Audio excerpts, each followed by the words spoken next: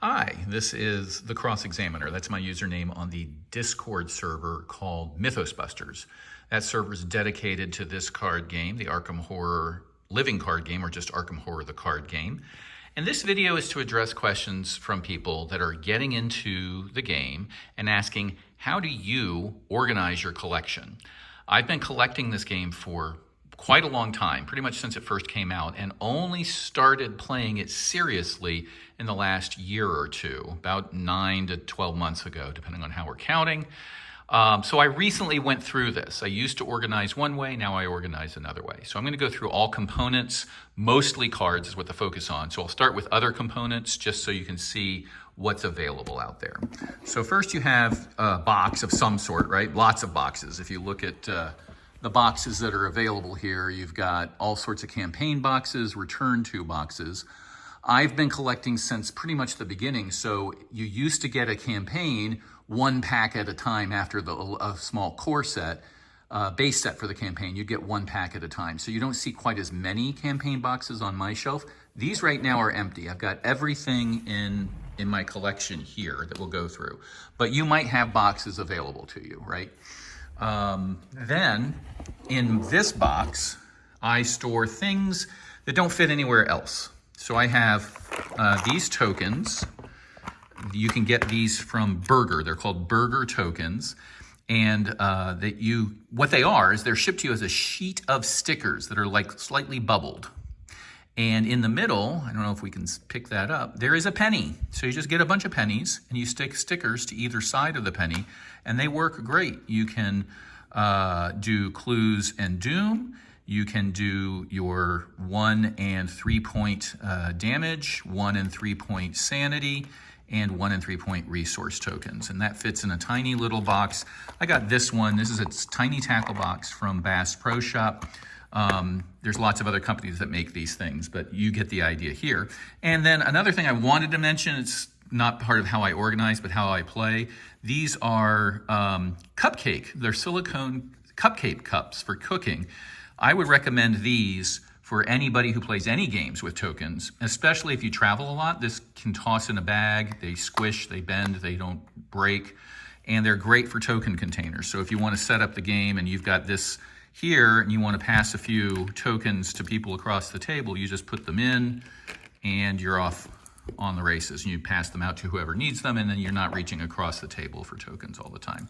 So that's the main thing in here. I also, off of Etsy, got some player dashboards. These are very nice. You put your investigator card in here, you track your health and your sanity and how many actions you've taken, and then you pile up other tokens over here like your clues. This is really nice, and it's got a little add-on on Etsy for resources. So you can have little cubes here that go up and down to count. So you have one cube for the ones places, and if you're playing rogues, you might get up above 10. So you have a tens places over here. So 2 cubes for your resources, a blue cube for your sanity, a red cube for your health, and a green cube for your actions. So I got 2 of those because I will regularly play two-handed, either two-handed solo or two-handed with a friend or my wife, whoever it may be. So those go in here as well because there's not much else. And then a lot of flat stuff. I don't use these tokens. These are extras, so you'll see those in a second. These are the tarot cards. Don't fit easily anywhere else. These are investigator cards, including some fan-made ones. There's Shaggy from the Mystery Inc. Campaign, or scenario, I should say. I don't use these. I might use the fan-made ones, but I have tokens for the regular investigators, so these just sit in the box. These are some custom-made cards for a specific campaign. And then anything that's flat goes in here. So I've got some printed out campaign rules. This is for the Alice in Wonderland campaign made by Beard. This is custom campaign made by a fan. You can download, by the way, all of this stuff, this fan-made art, cards and campaigns, if you go to the website Inexorable Fate. Google that for Arkham Horror, and you will find a website where you can easily take fan-made stuff and get it printed professionally and shipped straight to your home. So I've got this, I've got the FAQ, I've got the board here that won't fit, and then I've got these are good for, on Board Game Geek, a file section, they'll have these. These are action trackers. So you can track your actions and your sub-actions, each phase basically, a phase tracker. This is really good for when you are playing and somebody comes in and interrupts you and you forget where you are, you'll know exactly where you are. And it also helps you remember, like hunter, enemies move during the hunter's phase. Then the lead investigator resolves, and then the second guy resolves, and etc. So it takes you through these phases. Might seem oversimplifying, but I use it for those moments where I get interrupted and I forget. It's very frustrating for me. Then finally, there's a bunch of flat things, like all of the spiral-bound campaign guides are all in here. So that's what's in this box. So when I play, I pull this out and get out usually the tokens and the boards, and I'm good to go from that perspective. Then we have other tokens here. And this is, let me turn this around, get these open. Another, I think they're called Plano. Is that who makes them generically? But these are, again, tackle boxes you can get at like Bass Pro Shop. And I've got pretty much every other token here. I've got, from Etsy, I got a few custom chaos tokens. These are really nice. They got a good weight to them, and I play this game a lot now, so I invested in those. And then here are my cardboard copies, but I put them in coin collector plastic rings so that as they are used over time, they won't get torn, worn, so that you won't be able to identify them in the bag. I started out using these because these were what was in the bag, and then I decided to go ahead and buy these because they were nice and on sale on Etsy. And now I use these tokens out on the table to build my little grid or chart showing how many tokens are in the bag. If you play on Tabletop Simulator, you know what I'm talking about. You just make columns of tokens with one token for each token that's in the bag. So at a glance, you can see what the probabilities are on any given draw. So that's what's in here. And then finally from Etsy, I also have investigator tokens. This is why I don't use the cards. You can buy these on Etsy, great shop that sells these. You've got a side where the picture's in color and a side that's in black and white. So you can just flip it over to see who's deactivated. And the ring around the investigator is the color corresponding to that investigator's class. So this is Seeker, and we've got some over here that are gonna be blue, so they're Guardian, etc. So we've got all of those. And then a few Bless, Curse, Frost. These are the tokens that go in my player dashboard to track sanity, health, etc. So I just keep those in here. And in case I ever do need to use some stands instead of tokens, like if I'm using custom investigators, I've got some stands here to stand up the investigator cards. And some more tokens here, and these are invaluable. Now, the new box set is rumored, not just rumored, they've said, is going to come with cardboard versions of these. These are directional tokens showing connections between two or more locations on a map. So this would show me that if I'm here and there's a location here, you can travel freely either way. This is one direction. You can go from this location to this location, but not back the other direction. These are great, and there will be some in the new core box. So that's this box. We'll get that out of the way. Now, everything else I think is gonna be, oh no, there's one other thing that's not cards. So as I said, I've been collecting for quite some time. So I have the old-fashioned, old campaign guides. So what you can do is you can get a binder, and you don't want to poke holes in them, but you can buy these sheet protectors is what they're called. So 8.5 by 11 sheet protectors, and you put them in a binder, the protectors, and then you just slide things in from the top. And I've got one per the different expansions. So if you remember in the old campaign system, you would get the Dunwich Legacy Initial that would have two scenarios in it, and then you'd wait a month and get the next one, Miskatonic, and that's like a 1 or 2 pager. So you can flip through these. So I've got those for all of the old stuff. And then in the back, I've also started storing the one book for per standalone scenarios in here as well. So I can find them easily. So you can do that. And then I think I put Arkham Incidents. All right, this is another fan-made campaign system. So putting all sorts of stuff in this book. So this is useful if you have the older stuff. If you're just getting the spiral bound one, they will probably all fit in your core box. All right, let's talk about cards. This is what you came here for. Excuse me. So the way I organize cards, you can see these different binders. I've got 2 binders per class color, right? We've got our Mystics, our Seekers, our Rogues, our Survivors, our Guardians, and white is neutral. And then in one binder, I have just assets. That is all. And they are organized alphabetically with 1 card per slot. So I can at a glance see how many cards are available for this type if I'm building for multiple people. I can also find a card alphabetically.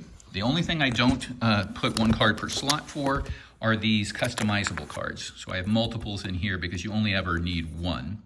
Pro tip here, if you're not used to this and you like playing physically, you can put a sleeve. I sleeve everything. Here, I'm going to put my phone down while I do this. All right, so I put a sleeve on that. And you can take a, where did it go? Here it is. You can take a Sharpie. And as you progress and add XP points, you can just mark on the sleeve the things that you've gotten. So now you've got this card marking what you've upgraded, and you can keep it next to you if you don't want to have to refer back to a piece of paper or the Arkham Cards app, things like that. True physical experience here. Excuse me, winter's setting in, I got a little cough. All right, so those are the only cards that I stack up and have multiple cards in 1 slot. The regular cards, even myriad cards, I have 1 per slot. So you can see what's missing, what you've got, how many copies you've got at any given time. The other thing that I do is once I have played with a card, I sleeve it. Okay, so I've got this card I just pulled out from my binder. I played with this a lot, Ancestral Knowledge, so it's sleeved, and then when I put it back, I leave the sleeve on it. Other cards that I have never played with are still unsleeved. This is how you save money on sleeving. You don't have to sleeve every card in your collection, but if you're taking it out and you're gonna play with it, put a sleeve on it, and then when you put it back, just leave the sleeve on it. You can also recycle sleeves, but that seems to be a good balance here. So these are double-sided. I will put a link for these binders here. They have a nice little ribbon, elastic ribbon to help keep them closed, and you just slide it off around the corner when you want to open it. I'm doing this with 1 hand, but it's very easy. There we go. And you can look at your collection. And right here, I can see I either have a deck made up already, which I don't think I do, or I'm missing these 2 cards. And I know the only thing that I don't have in this whole collection is Return to Path to Carcosa, because that, I don't know if you can see, the shiny part is still in the shrink wrap because that price of that was going through the roof, and I didn't want to open it in case I wanted to sell it, but I'm probably going to open it again soon. So in one, we've got all the assets alphabetically. And in the other, we have first events. So these are all events. And then somewhere in here, there will be a blank page here. And then we have skills, again, alphabetically. And then a blank page. And then investigators. Investigator, their cards. Investigator, their cards. And I just follow that pattern through the book. I put all of the official investigators first. And then in the back, if I have any here, yeah, here's some custom investigators I had printed. So we've got Tintin, and who is that? That's Velma from the Scooby-Doo, the Mr. Inc. group. So I put those in the back because they're not part of the official set. Now, here's the big question you have to ask yourself. Do I want to sort everything alphabetically? I mentioned that I do everything alphabetically. I didn't used to do it that way. When I first started, I thought, you know, when I build a deck, when I first play, I'm going to build a deck of 0 XP. So at first, I'm going to put all the 0 XP cards in my binder first, and then I'm going to care about their resource cost. So I ordered them by resource cost. So I would have to, when I looked up a card, I have to know that it was a 0 XP, 3 cost resource, let's say event, 3 resource cost event, named something something. And I could find it quickly that way, but the organizational system didn't prove to be useful because I ended up very quickly not building my decks by looking through my binder. If you're building your decks by looking through your binders, that sort of organization may work. But very, very quickly, I found it much faster, much more satisfying, better to build my cards online at arkhamdb.com or arkhambuild.com, both using the same database.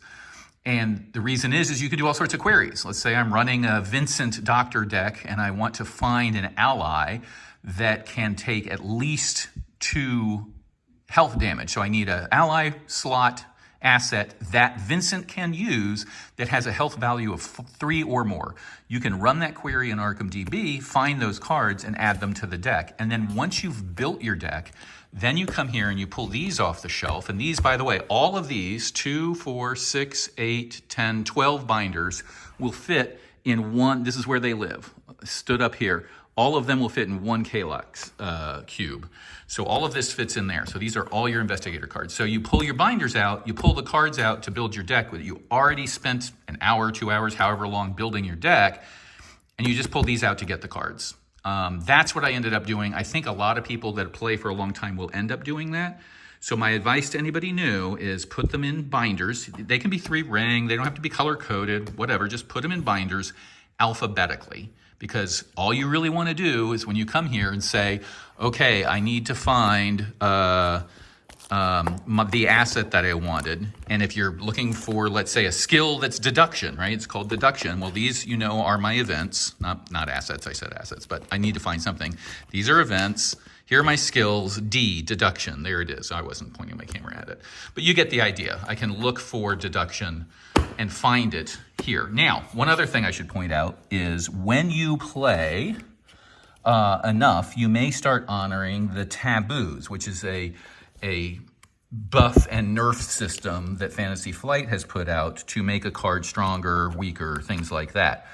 And you'll see an example here. So this card I play with in an Investigator High Draw almost infinite deck.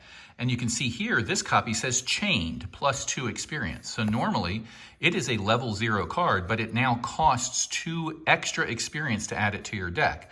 The normal card does not look like that. The normal card, if I take it out, it does not say chained. This is what was printed by Fantasy Flight.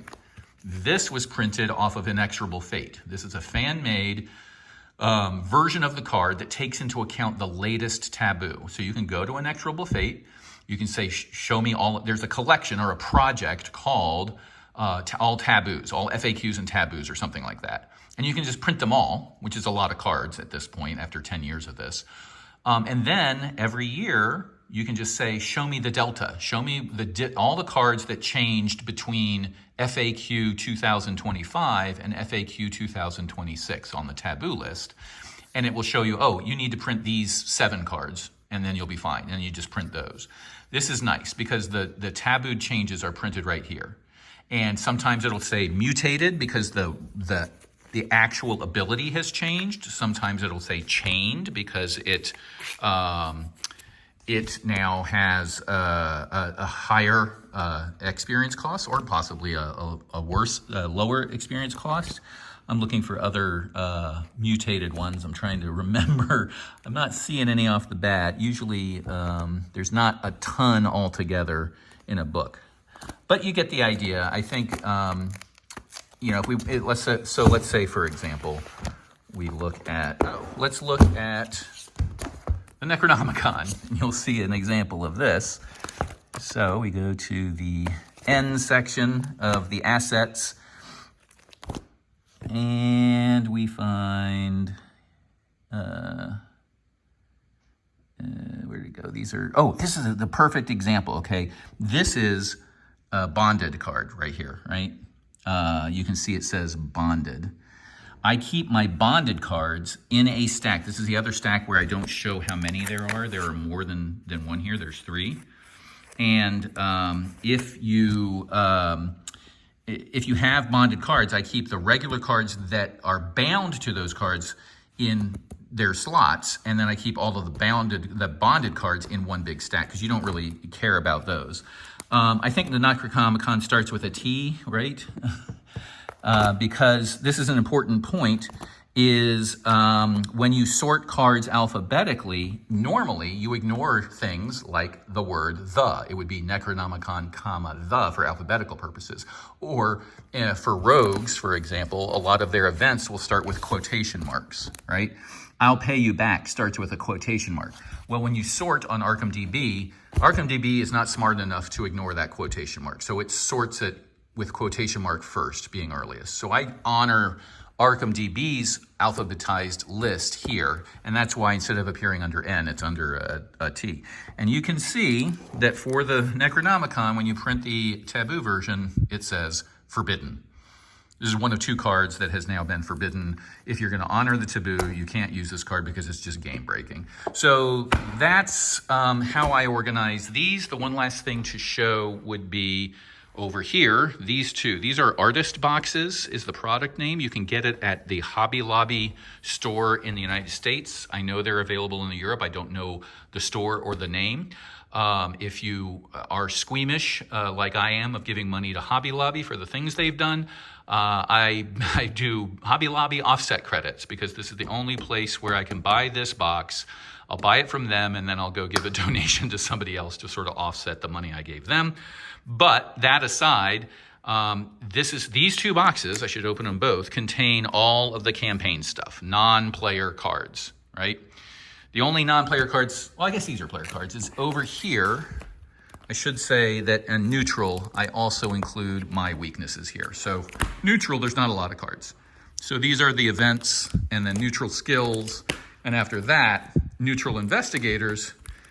And then I do the basic weaknesses. So because I use the apps to select my random basic weakness, and then I just come find it alphabetically here.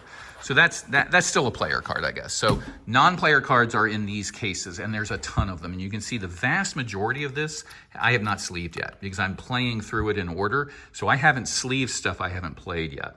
So it's going to expand to 3 or 4 of these cases if you have a full collection. But you can get these dividers on Board Game Geek. They're just vertical dividers is what they're called.